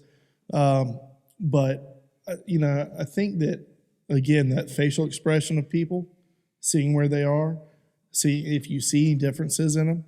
I mean, it's tough because, when the shift ends and everybody goes home, you don't know if that person's in the corner of a bedroom, crying their eyes out, down in a bottle of whiskey or something, or if they're sitting there mowing the lawn and skipping, you just Right. don't know, So it's, I think it's okay to check in on that individual, and obviously, for me, I like to check in on people, at least once or twice a day, and reiterate like, hey, look, this is tough, are you good? Yeah, I'm good, and then you want to talk about anything, and go through that. I think there is too much sometimes, but it's tough to find out when, because again, you don't know what that person's doing in the privacy of their own home, or wherever they are when they get off work. That's a tough thing to know. So I would rather do it over and over than not do it at all. Yeah, I think there's a stronger risk of no contact. The last time that I did it, I prefaced it with like, hey, if this is too much, feel free to tell me, but also know that we can talk about whatever. Oh, yeah. So I tried to make it light in that if it's not serious, it's not serious. But if it is, hey, let's have a chat. I tell you, after the I-140 wreck, that was the first time we've had group peer support in this county. And it was actually not done through the fire department. It was done through the sheriff's office. We actually had 2 sessions. There was one and then another one like maybe 2-3 days later as a follow-up. It's just, and you can tell in there because they talk about, tell us what you did when you got there type of thing. You had some individuals who were like, hey, I did this, da-da-da-da. That was it. And then you had other people like my emotional self that, I'm sitting there talking about it, and then I lock up, tears start pouring, and, and I've got to compose myself, So, you kind of key in like, well, maybe he's not okay, Yeah. The peer support thing has been amazing. We have peer supporters in our department. You're one. We have several peer supporters in this department that are there for people. And if we know of things, we don't know always, but sometimes we get phone calls. Hey, Engine 11 just ran this terrible run, and so there was a time 19 ran that terrible run at River Road at the park. I don't know if you guys remember what I'm talking about. I was there. Yeah. First thing I did was I was luckily able to disconnect from the house. Told my wife I'll be back. I went to 18 first, talked to the boys there, you know. And then I went to 19, just sat with them and just said, hey, you know, I mean, this job sucks sometimes. You know, it's the greatest job in the world, right? We all agree on that. But sometimes we have some very bad days. And so knowing that you're just there for them goes a long way. All right, so we're going to jump through, and I'm going to get you to tell me a story. Okay. I've heard this story, but I think a lot of people want to hear this story. If they don't, they should. Is it one of my stories? It's definitely one of your stories. It gets better every time I tell it. So. It's definitely one of your stories. I want to hear the story about the invisible floor in the fire, at the fire. Oh, yeah. Yeah. The Not the invisible floor, but the floor that Had burned was away. supposed to be there that Yeah. wasn't there anymore. So this was over in 14's area, and so we get dispatched to a residential structure fire early in the morning. I think it was early in the morning, and so we got there. Smoke was laying low. It wasn't, you know, no massive column going in. So as we went into this neighborhood, come up to the house, started looking at it, reading the house, what we had, you know, just thick, dark smoke, you know, brown smoke coming out of the ridge vents, and every orifice you could think of, it was pushing out of, and it was laying low. So we, you know, got on scene, you know, established a working fire, non-hydrated area, thank God. You know, why would we ever want hydrants? So, you know, but I tell you what, man, our crews are seamless. As soon as I said that there was no hydrants, there is a pond right beside the driveway. So I told 16 they're going to have to put a hard suction in and draft. And I never heard another word. They handled it, and we had plenty of water supply. The walk around and the importance of walk arounds obviously is paramount, right? So we start seeing the layout of the home, fire conditions if we can see any. And so when I went to the Bravo side, first thing I noticed was in the windows, the blinds were melting in the windows. So I knew it was at least pretty warm in there. Went around, it sloped down to the back. There was a lattice work under the deck. So it should have keyed me into there is possibly a walkout basement on the back side. I didn't call it out, but when I came back around the house, 16 was pulling up, doing their thing. As soon as I saw them, I told my firefighter at the time, he wasn't my regular. He was either I was working his shift or he was working mine. But we forced the door, made quick work of that. Smoke banked down to the floor. Moderate heat conditions initially when the door was forced, and we got up in there. So the first thing we noticed that I noticed going through was, man, there's really nothing in our way. You know, we started, no visibility whatsoever. Couldn't see any fire. Heat started getting a little bit more and more. Nothing crazy by any stance, but we started going through. But the one thing I kind of keyed in on was like, man, I was like, I haven't seen the first, or felt the first piece of furniture. It was Odd. It was hardwood floors, Odd. and walls, and we weren't even on the wall most of the time. As soon as we went through the foyer, again, there was nothing there when we went in, and we went to what is the living room there. And as we started going through, I started, you could feel the heat, and you could start seeing a glow, but it was fairly low. I was like, man, what is this? And so I pulled up my my camera, and I started looking, and I noticed that you could see the fire, and the fire was either at or below where we were, from what I could tell.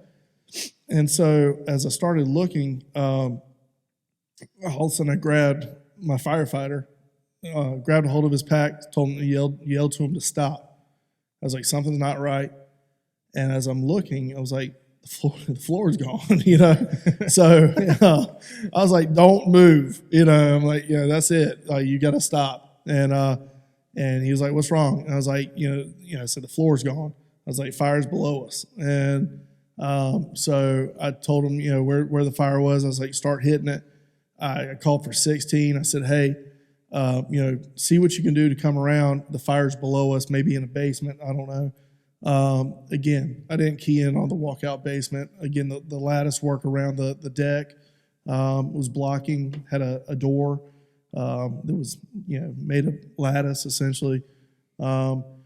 So 16 ended up making access through the walkout basement into the basement, and they were obviously below our location, and they hit the fire underneath us.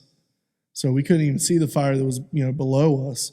There wasn't a lot of fire below us. Most of it had already burned the flooring out and was burning up the main supports of the backside of the house. So they made quick work of that. We obviously everything else happened pretty quickly. We kept everybody out of the living room. Primary search went off without a hitch. Secondary search, everything was negative. No furniture at all in this house. It was completely empty. And so as we went back through this, once the smoke had cleared, you could see our handprints and our scuff marks from where our knees were.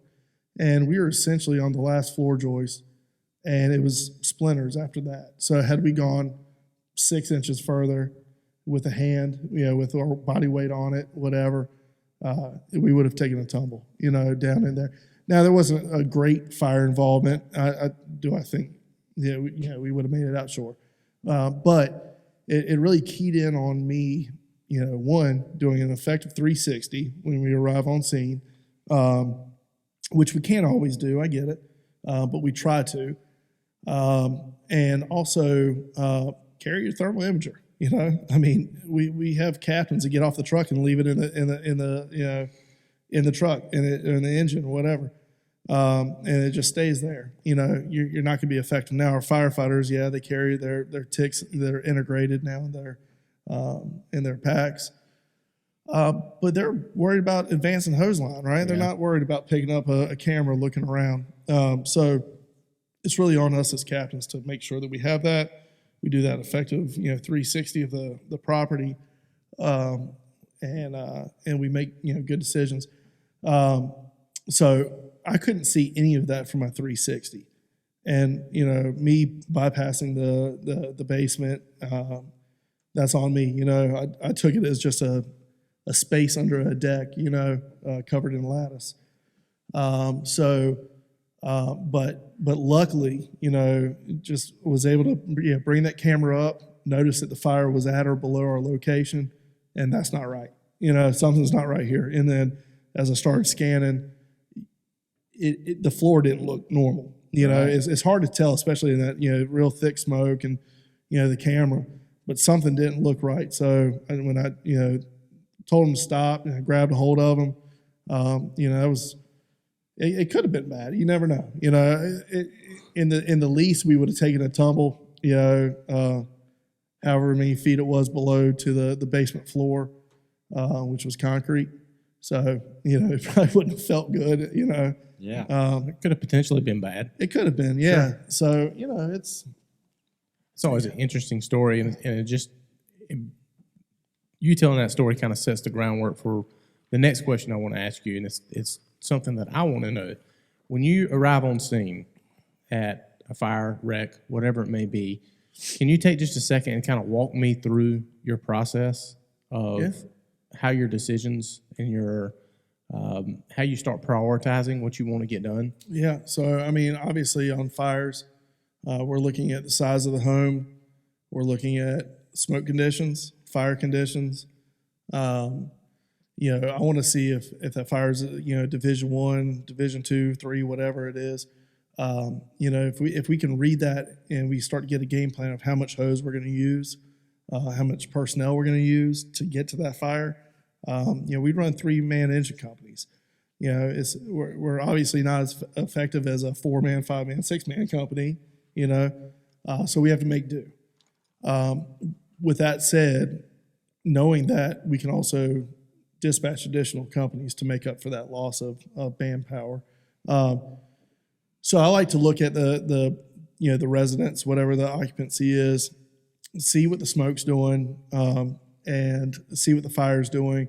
Doing the 360, it's going to tell us, okay, hey, we got heavy smoke pushing out the front door. Front door is wide open. It's pushing. Oh, we got a fire in there.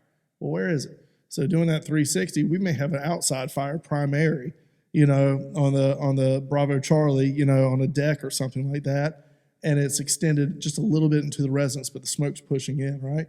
So it could be something big, could not be something big, you know. So that's little things I'm looking at.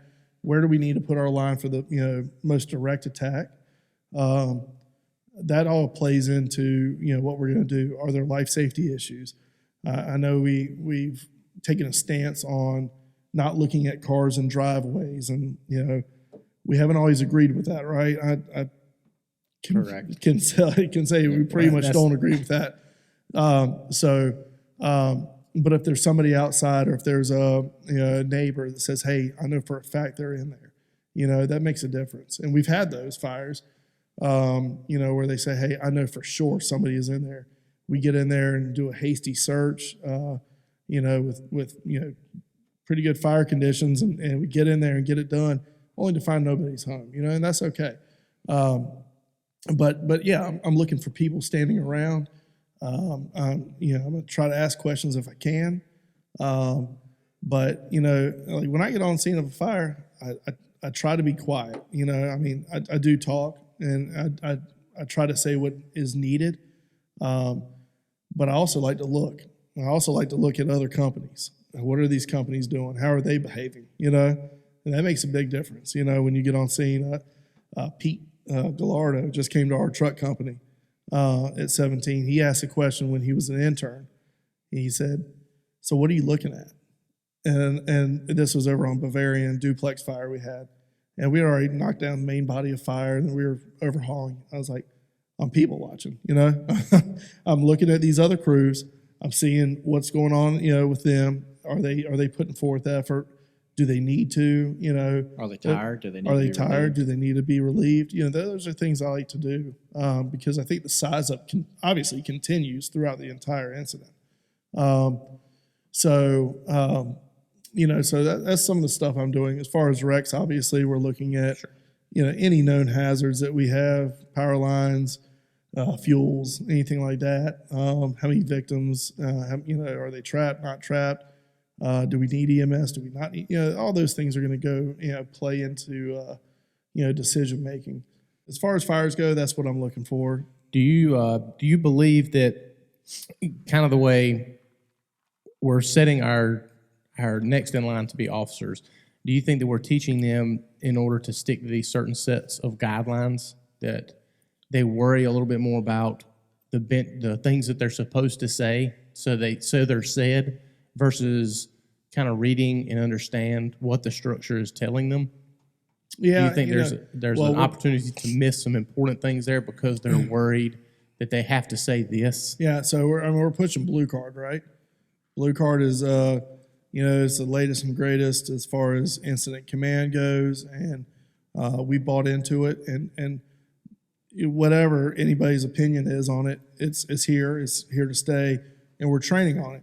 And so if we're going to do it, we're going to do it right, and we're going to do it effectively.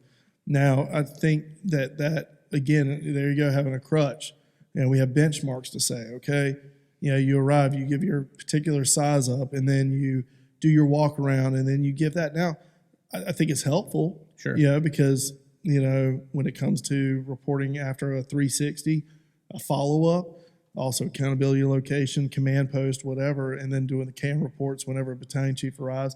I think that's great, you know, because it's, you know, it's ingrained now into your head. This is how it goes.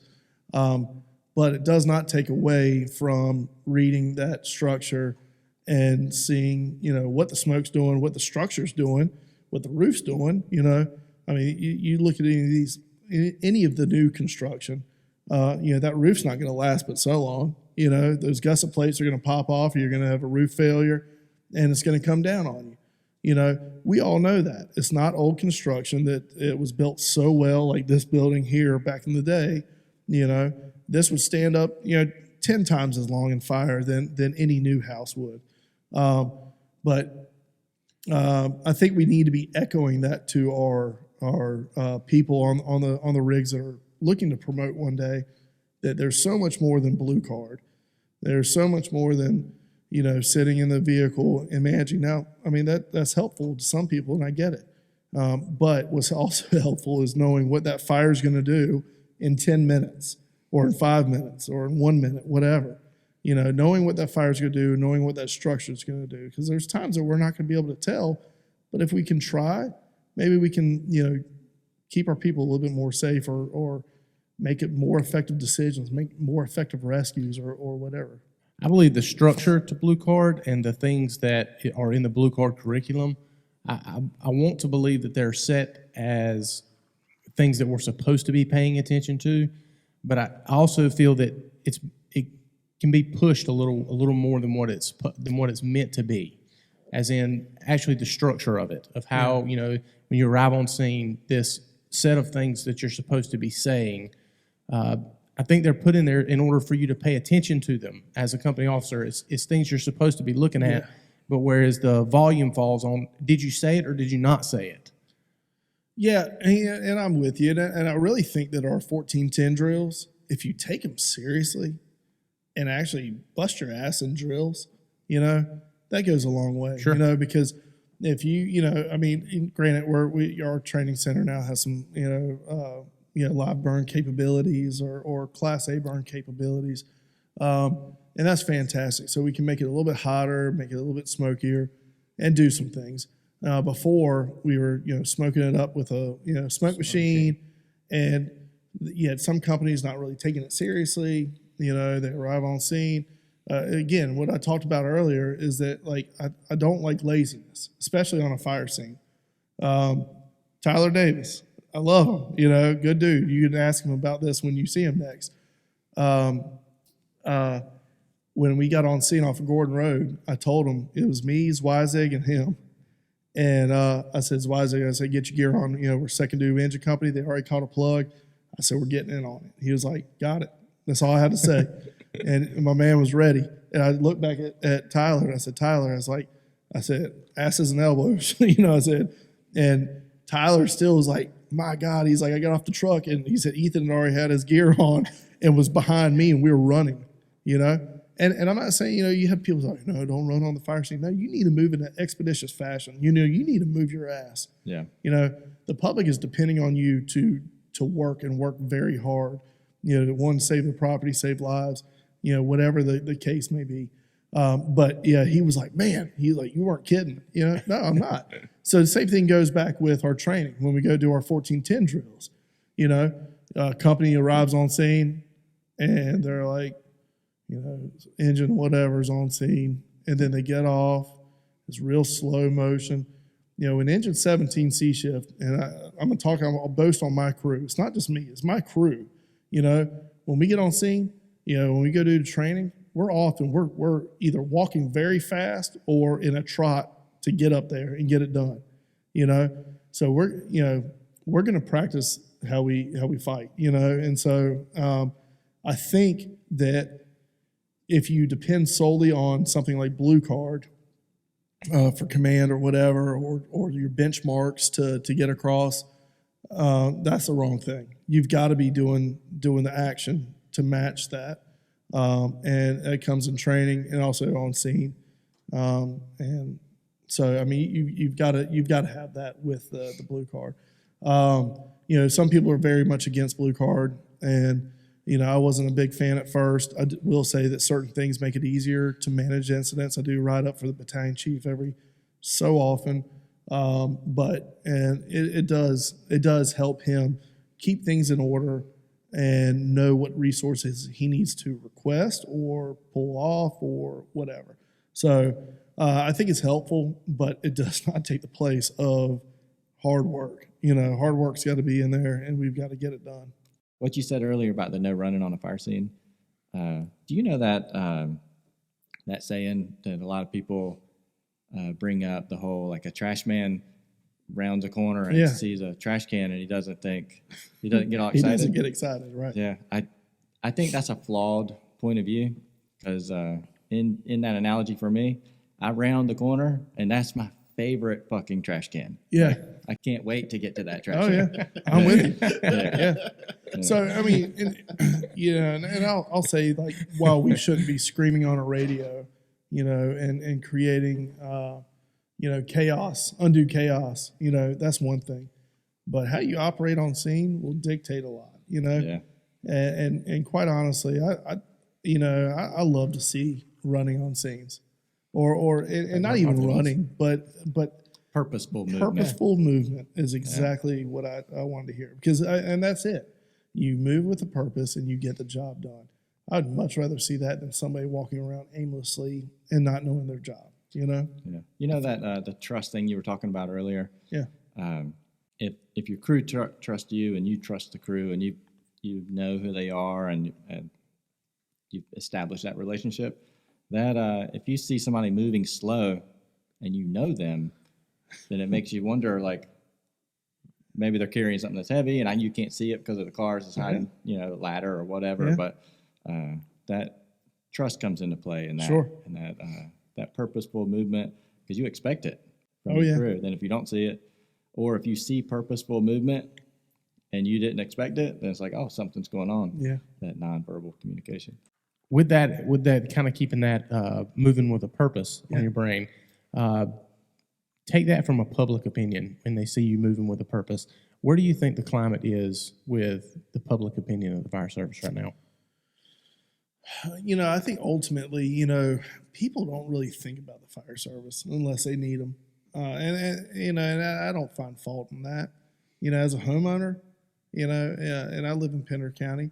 I mean, granted, I'm a fireman, so I'm appreciative of the firemen there on duty, and the fact that there's a new firehouse within 2 miles of my house that's staffed 24 hours a day.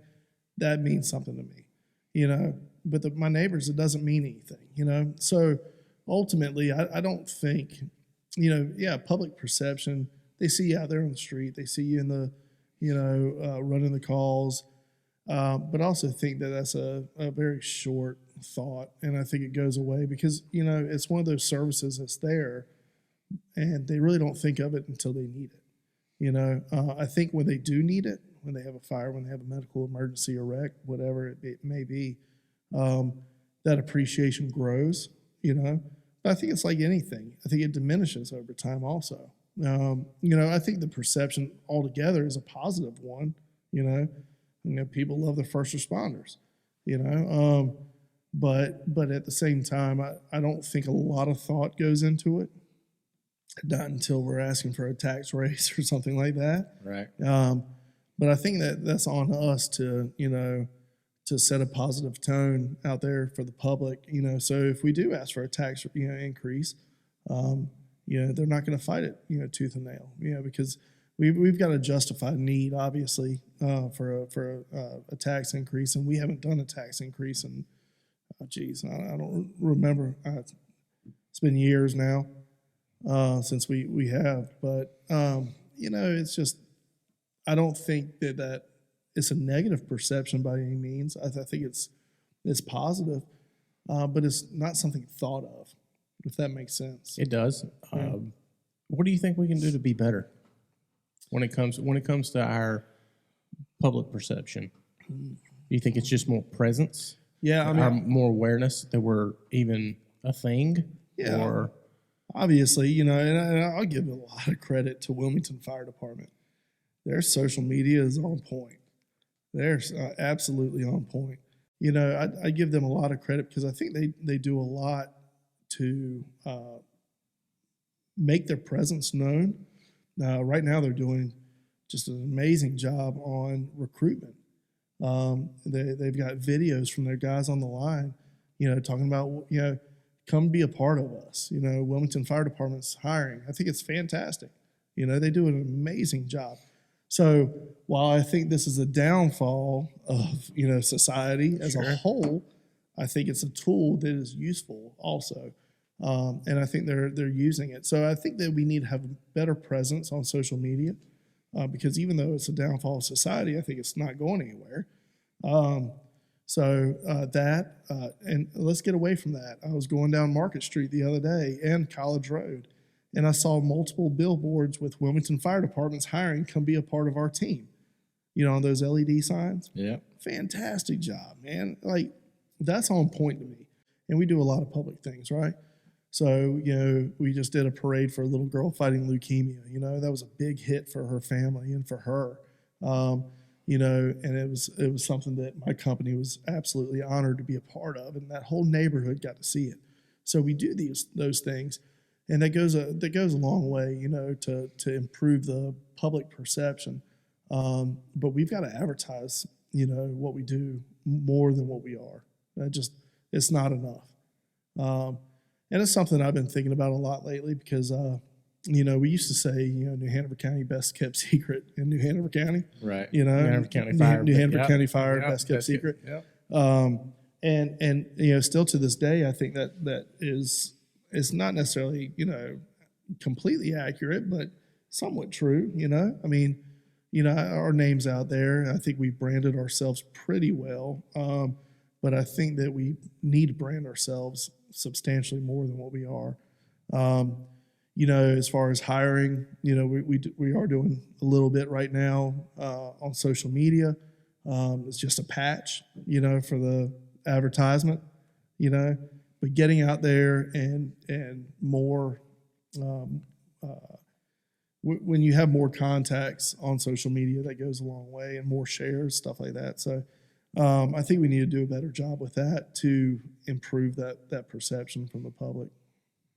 Why would somebody that has nothing to do with the fire department sees that billboard, come work with us? What do you think the draw is? What do you think that, for somebody that has nothing as far as experience in the fire service? How has the military done it so well for so many years? Yeah. Obviously there's benefits to the job, and we know that there's you have a retirement after 30 years in this state. We do have certain benefits. And there's currently benefits that we're working on, with separation allowance and with, presumptive cancer laws and stuff that we're continuing to work hard on in Raleigh.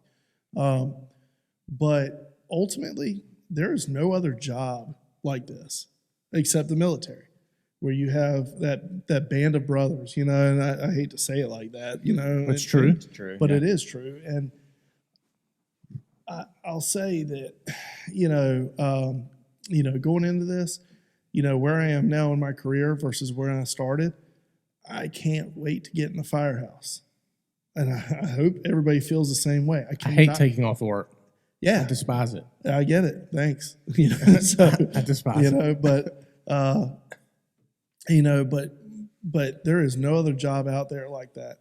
No matter what you do, even the cops, EMS, EMS, they have a good bond, and so do the cops. But it's limited, So you've got a couple people on a ambulance. You got one person, maybe two, in a cop car. I'm not saying that they don't have brotherhood, sisterhood. They do. There's no doubt about it. But when you can go in a firehouse, and especially like a dual company house, which all of us are a part of, it's amazing. It is absolutely amazing. The dynamic, we've got guys that are, currently now we got a guy that played for the Boston Red Sox that's on my crew or on the truck. We've got a guy that's, does glass work on the side, and another guy that does, electrical work. It's just everybody's got this different dynamic, but it's amazing how well it meshes together.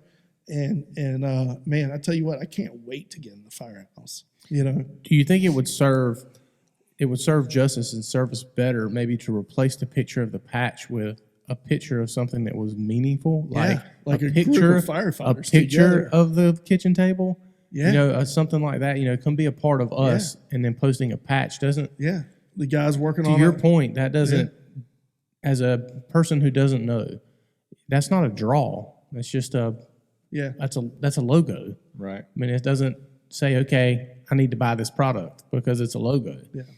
So, it's simply advertisement. Sure. And people pay big money for advertisements, right? So either you're gonna have a kick-ass advertisement that you're like, I'm gonna buy that, or you're not, and you're like, oh, that's cool, and then carry on with with your day. Yeah. So it's all about how you advertise yourself, And again, I think we got a lot to learn from Wilmington right now, and it's, these guys are doing a great job on social media. And to be honest with you, I don't even know who runs our social media, but they're doing a fantastic job. And there's something that we should strive to do more of. But as far as the draw, I look at it as the brotherhood, the sisterhood, the camaraderie that we have, the bond. This is not a temporary bond. These are bonds that you build, and it's not just here. I've built bonds with people all across the state, all across this nation. It's amazing. I got a phone call from Orange County, California, the other day, and relating to Jeremy Owens. Yeah. And it was pretty amazing that the union president over there contacted me, and we had a great discussion the other night about some things. But it's that bond that you build throughout this whole service, and it's amazing.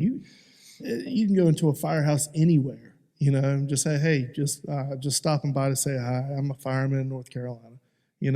I rode with San Francisco for 3 days with my old shift partner back in 2002, 2003, somewhere around there.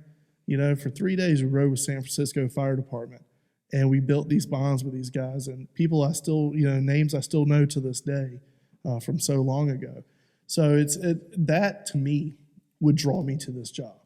The fact that you build these bonds with people and they're lasting, Yeah.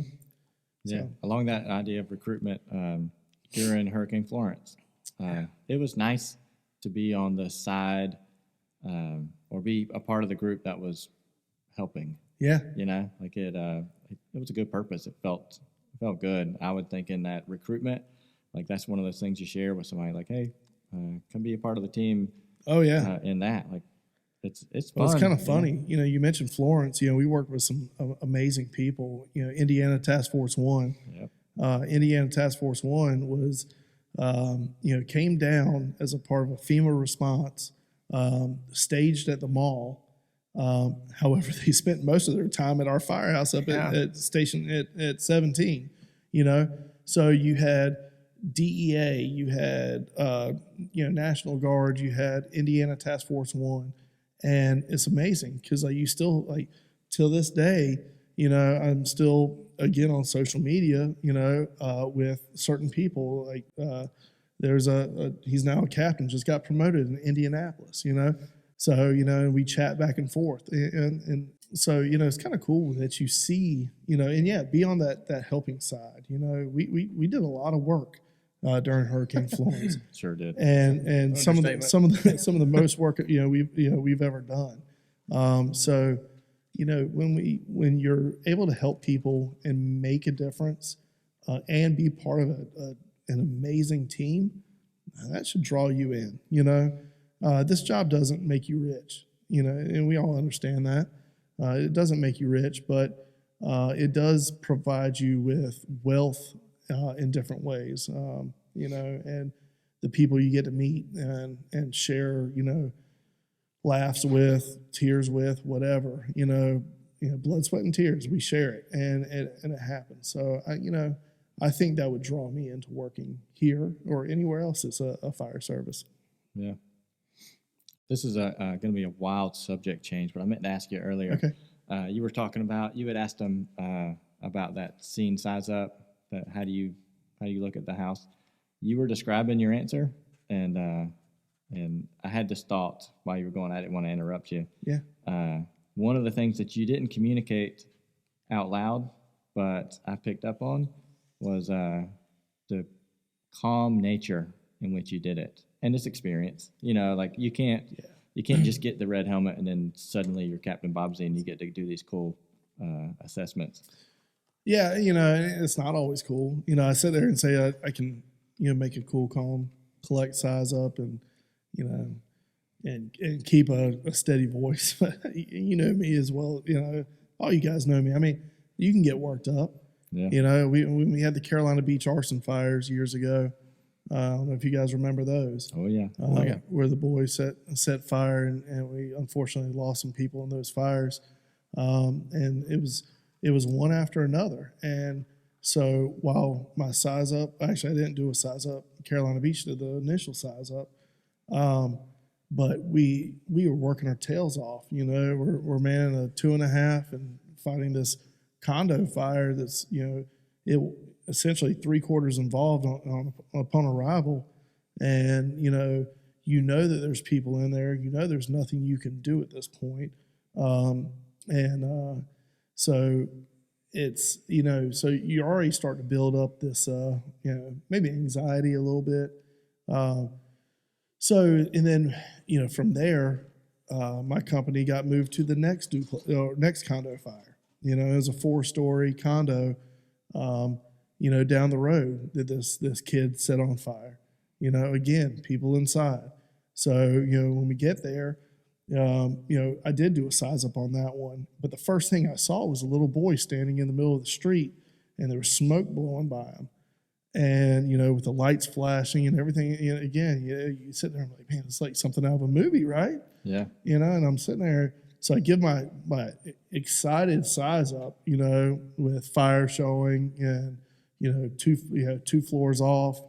And I get out, and the first thing I do is run up to the little boy, ask where his parents are, and he points to the building. So, that's one of those things that you start getting amped up. And while you do try to, for me, I mean, yeah, I did get amped up some. You try to stay cool, calm, and collect. But, luckily his parents were in the Delta exposure. So when I ran up there was a Carolina Beach cop up there. I could hear the yelling upstairs. So I ran up the stairs by myself. The rest of my crew was setting up about to make entry.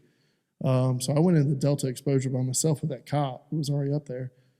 And, and I told him, I was like, you got to get out. And again, my vocabulary expanded. I let them understand the seriousness of it. And, I still remember he's like, I don't know where my kid is. He's, I yelled at him. I said, he's in the street. I was like, you need to get out and get down there to him. And so we assisted them down the stairs in a purposeful manner. Sure. Right. So we got them down the stairs, and immediately I went over. My crew was just forcing the door to go in. There other neighbors yelling, they're definitely in there, definitely in there. So we go in.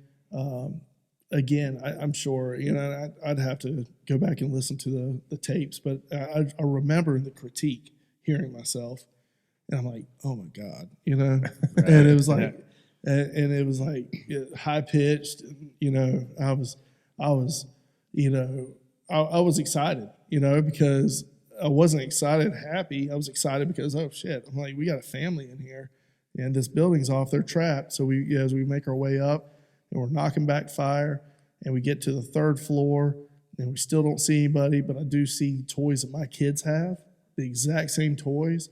I'm like, please, please, please. And I mean, just smoke banked down to the floor, and we search, nothing. And come to find out, this family jumped off the, I think it was the either 2nd or 3rd floor balcony. I think it's 2nd floor balcony, onto the sand dune behind the building. So they were safe.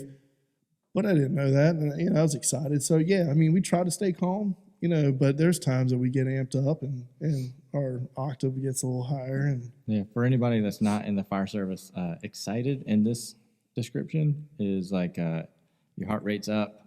It's serious. It's go time. It's not like excited like.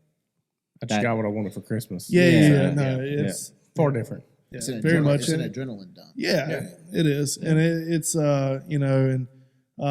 but when we get excited, we start making errors, especially in communication. So, when we arrive on scene, not only are we amped up, we're now getting everybody else amped up, and that's not necessarily a good thing. No. So it's we don't want to get to where we're so overly excited and screaming on the radio. We can't get proper communications through. People can't get out on the radio because you're talking too much, kind of like what I'm doing now. But yeah. So people can't get their needed communications out because you're too busy talking about anything and everything you think is important at the time.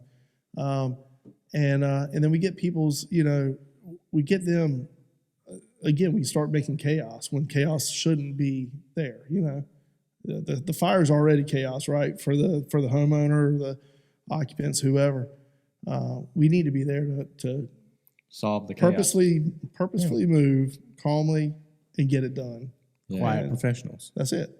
If you were starting over and we're looking for a way to practice that calm size up, what would you do? Blue card. No. Yeah, I get that. I mean, I kid, but at the same time, yeah, something like that where you do repetitive motion over and over. You know, even early on, well before years before blue card, National Fire Academy had these discs that you could get free of charge from NFA, and you say, hey, I want these size up series.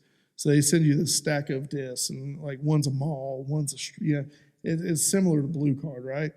But all it does is that you can dictate what the fire does or where the fire is, and then you can verbally, if you wanted to, at your computer screen, give your size up. But I mean, it's ultimately going to come through running the calls, and I mean that's if you haven't run much fire, everybody knows it. You know, I mean, because even a trailer fire is going to excite you. You know, you can't fake experience. Yeah. So we were fixing to have a debate right then because I was going to debate you on that. Is you can pull all the flashcards you want off the internet, but until you're exposed to stress, you have no idea how you're going to act. That's right. And that's how you hone the skill. Is you expose yourself to stress and you practice your repetitive flashcards while under stress. But that's the only way. Yeah. Without the stress inoculation, you cannot. You can't get this calm. Sorry for the lingo, but you can't get this calm under fire without that stress. You have to have that stressor in there in order to learn from it. You're right, and a lot of it's also terminology. You know, I mean, there's a difference between light smoke showing, working fire, smoke showing. That's education. And you know, I went to an apartment complex the other day for a structure fire. Got there, and I arrived at the address, gave my size up with smoke showing from the alpha. It was light smoke, you know, and it really, you know, looking back on it, I was like, why did I say smoke showing? You know, because like in your head, my head, your head, you know, whatever. If I was listening as a next due company, I'd be like, okay, boys, like suit up, it's go time. Yeah. You know, and ultimately it was a big ass ceramic pot full of cigarette butts on fire on the porch of this apartment. That was it. You know, so like, you know, there's times I look back, you know, while I was cool and calm, you know, giving my size up, it was wrong.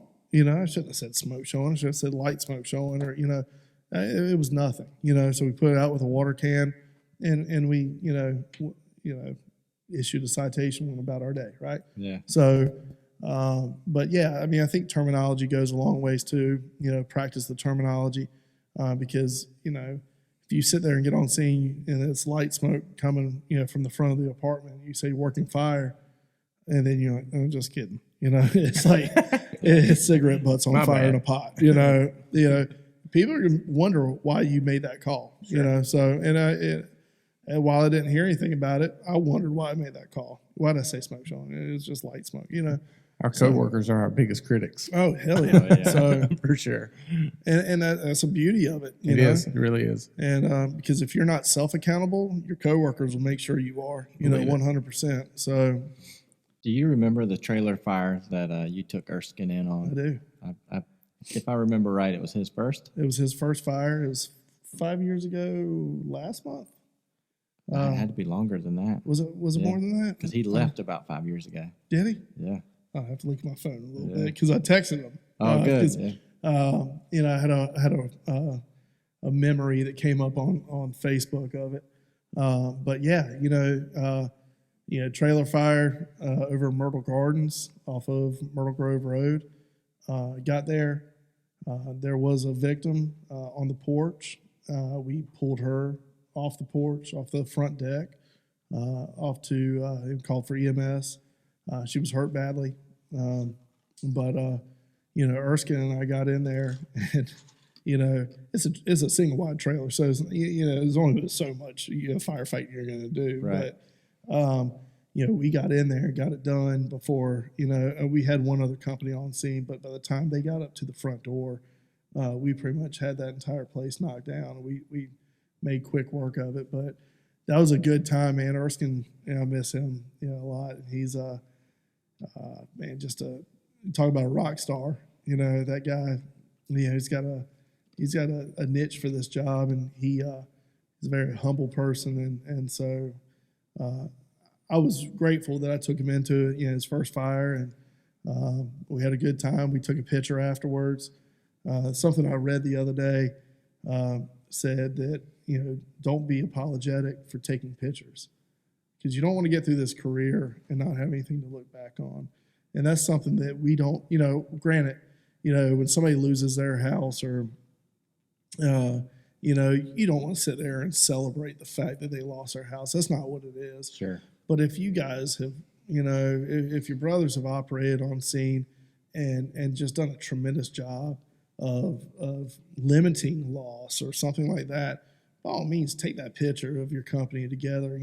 I need to be better about that. I need to also. Yes. It's not about what's in the background.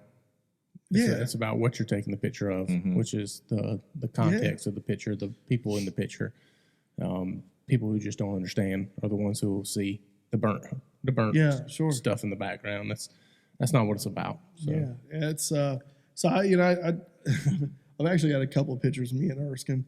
That being one. Another one, we had an attic fire, and he and I are up in the attic. And I think it had been 150 degrees up there, like after the fire, and and we're both like beet red in the face because it's hot as damn sin up there. But these pictures I look back on, I love these memories, because while Erskine's gone to the West Coast now, I think about him all the time, and he's just, you meet these people, and they're just they're so impactful on your life, not just your career, but your life altogether, and it's we had babies around the same time, just stuff like that. It's irreplaceable. And again, it's a draw to the job, Sure. If for somebody that's not affiliated with the fire service that's listening, it's so amazing to get to know these people and, get to know their families and bounce ideas off of them. And I look back at those pictures, all the pictures I have, and it's just, it's good memories. One day it's all going to be done, I know it. Yep. And it's, that's all you're going to have are these pictures, Well, I think we could sit here and talk endless time, right? No doubt, without a doubt. So in wrapping this up, what's your hope and aspirations in future for the fire service, for your fire service? For my fire service? Yeah, for your fire service. I have a bad habit of calling the fire service my fire service, so I'm gonna give that to you. It is your fire service. Now, I mean, ultimately, I'll say, ultimately, for the fire service in general, and I can only talk locally. It's we've got a big fight ahead of us, and it's, and I'll do this plug right here, right now. But North Carolina is the last state without presumptive cancer laws for our firefighters. The last state in the United States without any protections for our firefighters. So ultimately, if we have a firefighter that has cancer, they're on their own. There's no workers' compensation. There's no paycheck. Asheville had a firefighter that was eating carrots because he read somewhere that carrots will cure cancer. So he was eating carrots nonstop. Well, all that keratin, what does it do to you? It starts to turn you orange. So he was coming in on a wheelchair, orange as hell, fighting cancer, coming into work, doing paperwork just so he could get a paycheck. It's not what we need, That's not dying with dignity or anything else. So, ultimately what I want for the fire service is that we keep collectively fighting. And when I say fighting, I'm not talking about, anything Sure. negative. I'm talking about just supporting our profession, because people need to stop looking at this as just a job. It's not just a job. It's a profession. It's a living. It's a calling. And so when we sit here and all of us come together and we band together and try to get these laws passed, whether it's the presumptive cancer laws, whether it's PTS, traumatic stress laws that we're trying to pass right now in Raleigh. Right now, we're fighting an extremely hard uphill battle, and especially harder now because of COVID, because sales tax is down, the revenue in North Carolina is down. So for them to want to pass legislation that's going to cost even more money is a very, very slim chance. And so, we just had a meeting the other day with one of the senators, and he basically gave us the gloom and doom outlook of the legislative session, the long session that's about to start. So, with that said, we're not going to stop. We're going to keep fighting. We're going to keep going to Raleigh. We're going to keep meeting. We're going to keep introducing legislation. But that's what I want for this fire service, is that we protect our people. Because if it's not, for that, we're going to keep running the runs. We're going to keep, doing what we do, and we're going to keep dying, and it's going to happen. It's not going to happen to all of us, and, thankfully so, but we are going to have firefighters that are still going to die of cancer, and we've got to do everything we can to back them up. So that is my hopes for the future of the fire service in North Carolina, is that we have legislation passed to protect these firefighters. And those listening, call your senators, call your representatives, tell them that they need to support firefighter legislation for presumptive cancer laws. And ultimately, obviously better benefits, with the separation allowance that we've been trying to work hard on. And, Steve, I know you've been up to Raleigh with me fighting for this stuff, and we've got a long way to go, but we're going to do it. As far as me, I'm going to keep rocking on, man. I don't know where I'm going to go, and, next step for me would be obviously battalion chief. But I don't know if that's ever going to be in my wheelhouse. I don't know. I like being on the company, and I like being with the crew. I like running the runs. And so, we'll see. It's, I've got 11 years until I'm eligible for, retirement, with some built-in sick time. Hopefully, I won't use it in between now and then. Right. But 11 years is not a long time. I look back and I wonder where all these years went. Because it feels like yesterday I just started, and it's sad. Because one day I'm going to be that 30-year guy, and I'm going to be here in New Hanover. I don't see myself going anywhere. I started my career here. I'd love to say I finished it here. So, I'm going to get it done, and where it takes me from this next level, I don't know. I may still be, Engine 17 C shift for a long time, man. I like my assignment, and, I like what I do.